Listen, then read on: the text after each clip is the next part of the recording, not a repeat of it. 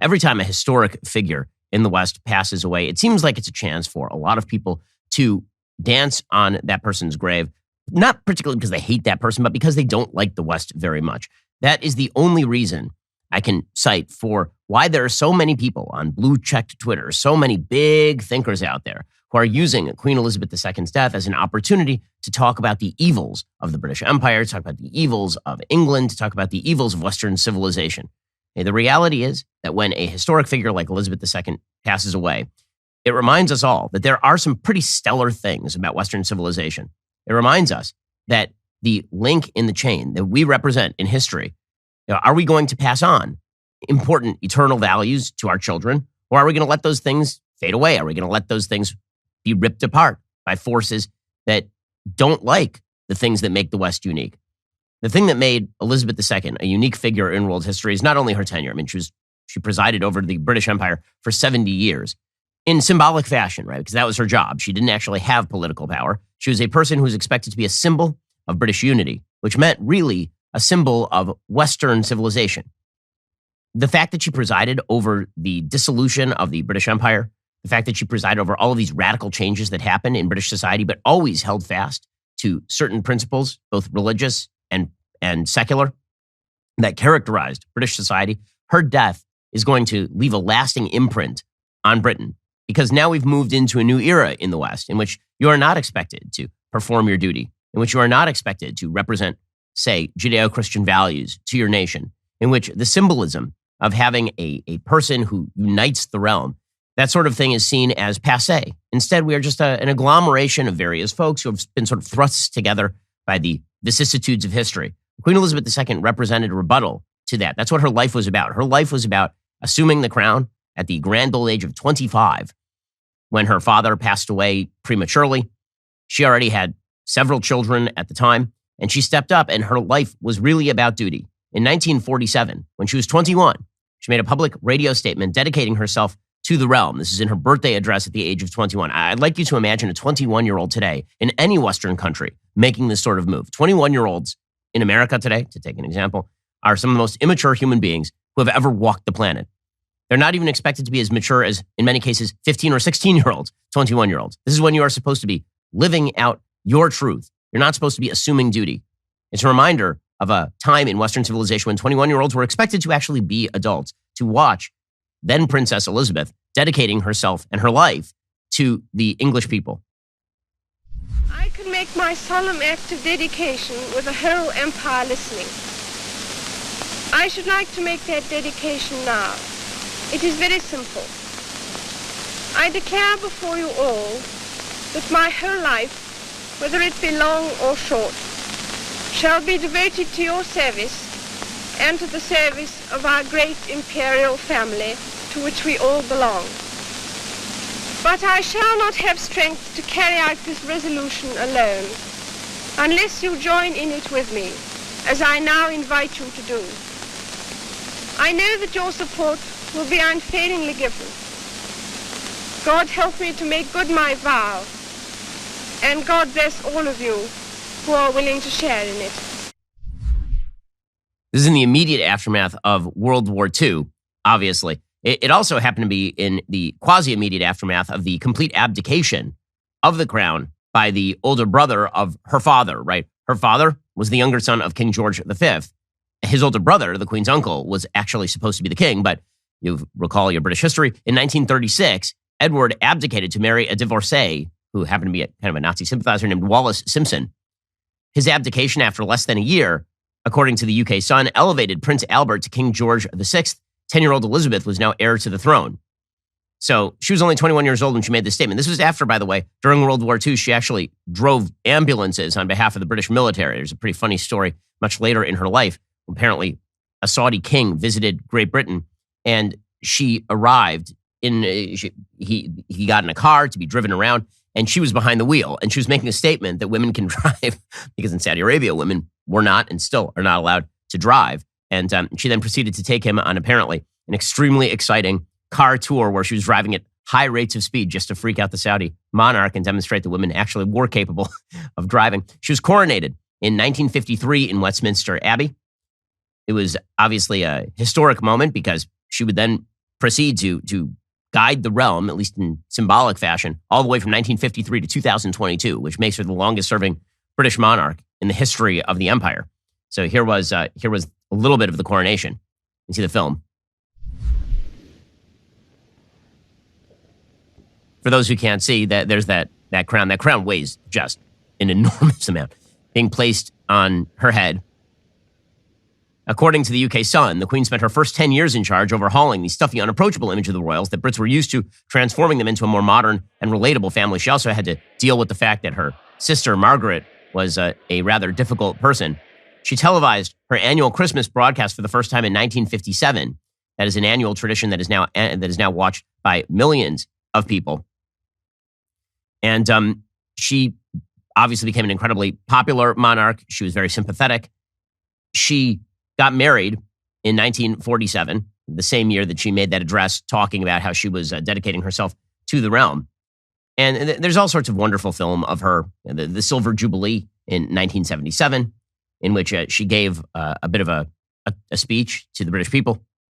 In the same golden fairy tale coach that carried her to the coronation in June 1953, Her Majesty and Prince Philip, to the thunderous cheers of hundreds of thousands of her subjects lining the room.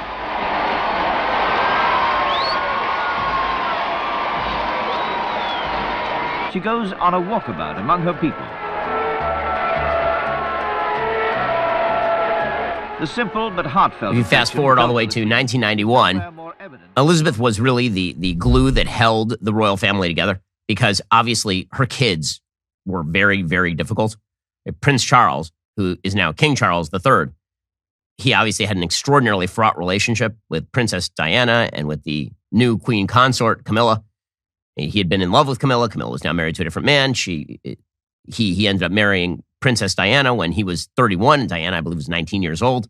And then they had just a very difficult relationship. Diana was apparently cheating on him. He was cheating on her. It was a complete mess. Princess Diana went into the public eye with the problems in her marriage, which was considered really not what royals do.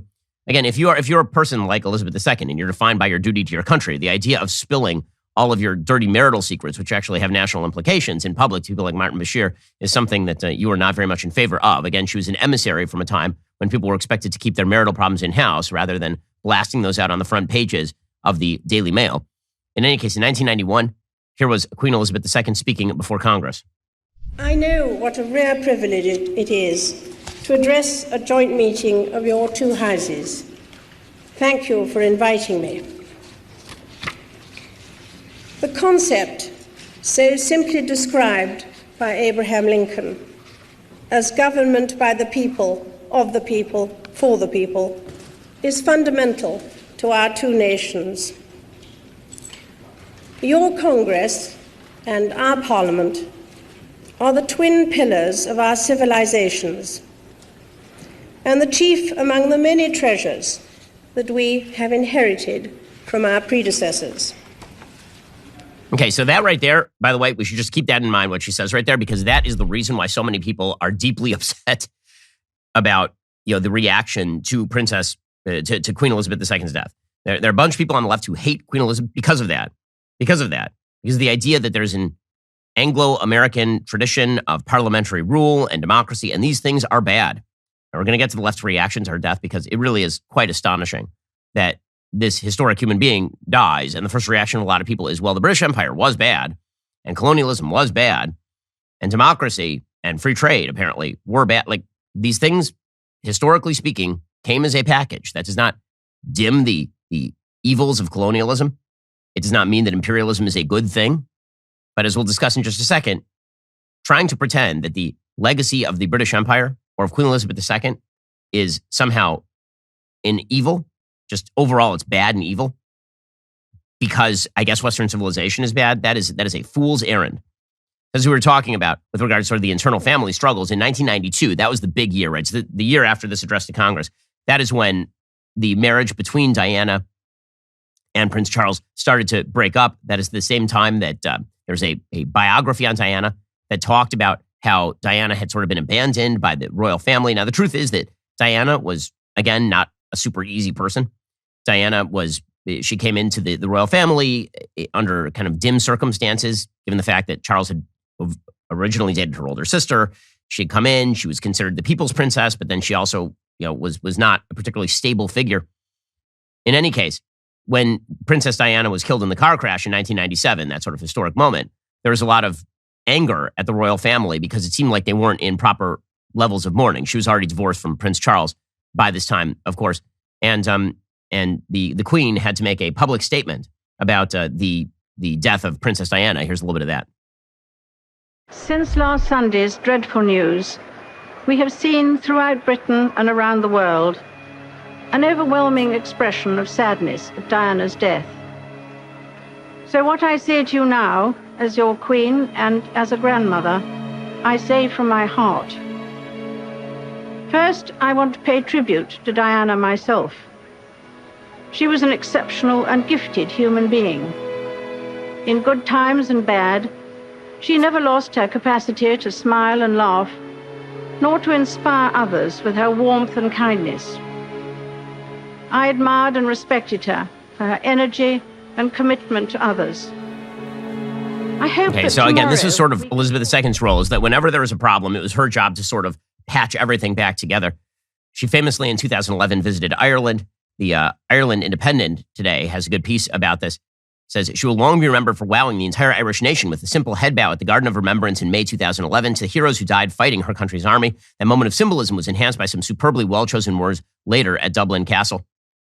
And then, of course, she gave a speech in the middle of COVID that was, I think, really comforting to a huge number of people across the world, not just in Great Britain, in the middle of a time of global turmoil. Here was the Queen of England talking about COVID and its impact on her country.